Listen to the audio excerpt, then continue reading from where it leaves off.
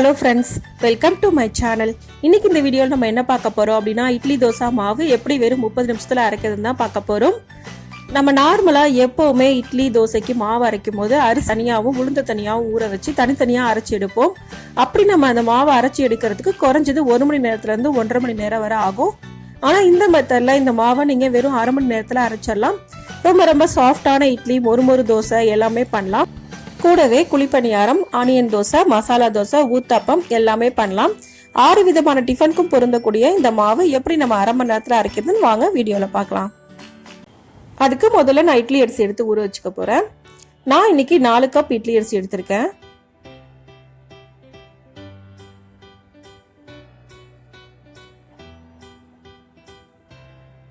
நாலு கப் இட்லி அரிசிக்கு நீங்கள் எந்த கப்பில் அரிசி எடுத்தீங்களோ அதே கப்பில் 1 கப் அளவுக்கு உளுந்து எடுத்துக்கோங்க.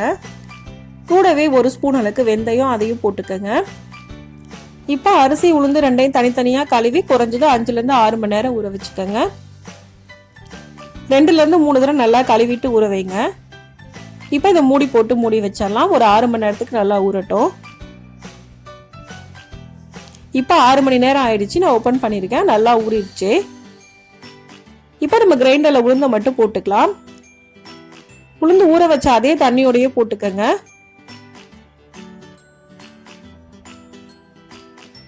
இப்போ தேவைப்படுற அளவுக்கு கொஞ்சமாக தண்ணி ஊற்றிக்கலாம். ஒரு 5லேருந்து 10 நிமிஷம் மட்டும் நம்ம நல்லா அரைச்சிக்கலாம். நம்ம எப்பவுமே அரிசியை விட உளுந்து கொஞ்ச நேரம் அதிகமாக அரைப்போம். அதுக்காக தான் உளுந்து நான் முதல்ல போட்டு ஒரு 10 நிமிஷம் அரைச்சிட்டு அதுக்கப்புறமா நான் அரிசியை போட்டு அரைக்க போகிறேன். இப்போ ஒரு 7-8 நிமிஷம் போல அரைச்சிருக்கேன். உளுந்து நல்லா ஓரளவுக்கு மசிஞ்சிருச்சு. உளுந்து இந்த அளவுக்கு அரைச்சதுக்கு அப்புறமா நம்ம அரிசியை ஆட் பண்ணிடலாம்.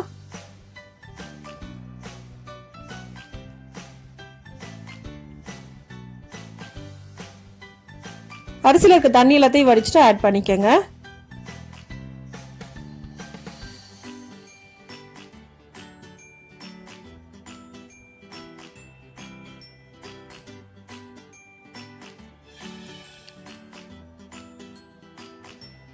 இப்போ எல்லா அரிசியும் ஆட் பண்ணியாச்சு. இதை மூடி போட்டுடலாம்.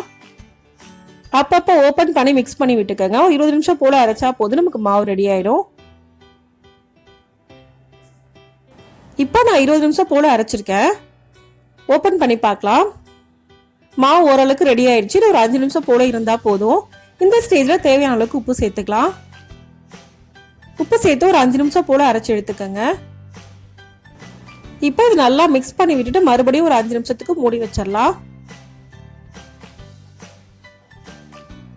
இப்போ ஒரு 5 நிமிஷம் இருக்கட்டும். இப்போ 5 நிமிஷம் ஆயிடுச்சு. நான் ஓப்பன் பண்றேன். மாவு ஃபுல்லாவே ரெடி ஆயிருச்சு. மாவு இந்த அளவுக்கு இருந்தா போதும். இப்போ நம்ம மாவை எடுத்துடலாம்.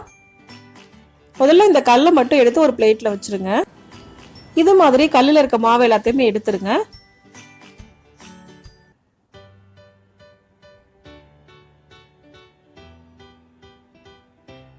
இப்போ இதை ஒரு பிளேட்ல வச்சிடலாம். பிளேட்ல வச்சுட்டு மேல இருக்க மாவு எல்லாத்தையும் எடுத்துருங்க. இப்போ கல்லில் இருக்க மாவு ஃபுல்லா எடுத்தாச்சு. அதையும் சேர்த்து கிரைண்டர்லயே ஆட் பண்ணிக்கோங்க.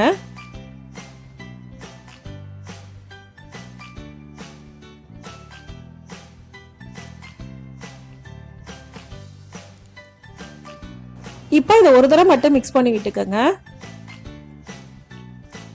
இப்போ இது 2 பாத்திரத்துல நம்ம ஊற்றி வச்சுக்கலாம். ஒரே இதில் ஊற்றுனீங்க அப்படின்னா உங்களுக்கு பொங்கி வெளியில வந்துடும்.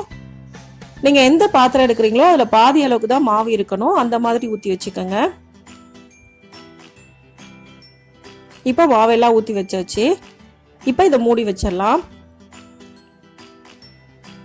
இப்போ நான் இதில் ஒரு டப்பாவில் இருக்க மாவு எடுத்து ஃப்ரிட்ஜில் வச்சுட்டேன். ஒரு டப்பாவில் இருக்க மாவு மட்டும் புளிக்க வைக்க போகிறேன். குறைஞ்சது ஒரு 10 மணி நேரம் போல வெளியில வச்சு புளிக்க வைங்க. இப்போ ஒரு 10 மணி நேரம் நான் புளிக்க வச்சிருக்கேன். ஓபன் பண்ணி பார்க்கலாம். மாவு நல்லாவே பொங்கி வந்திருக்கு. இப்போ நமக்கு இட்லி தோசை மாவு ரெடி ஆயிடுச்சு. இதை வச்சு நீங்க ஊத்தாப்பம், குழிப்பணியாரம், ஆனியன் தோசை, மசாலா தோசை எல்லாமே பண்ணலாம். இது மாதிரி 6 விதமான ரெசிபிஸ்க்கும் பொருந்தக்கூடிய இந்த மாவை இதே மெத்தட்ல நீங்களும் அரைச்சு பாருங்க. இந்த வீடியோ உங்களுக்கு பிடிச்சிருந்தா லைக் பண்ணுங்க, ஷேர் பண்ணுங்க, கமெண்ட் பண்ணுங்க. மறக்காம சேனலை சப்ஸ்கிரைப் பண்ணுங்க. தேங்க்ஸ் ஃபார் வாட்சிங்.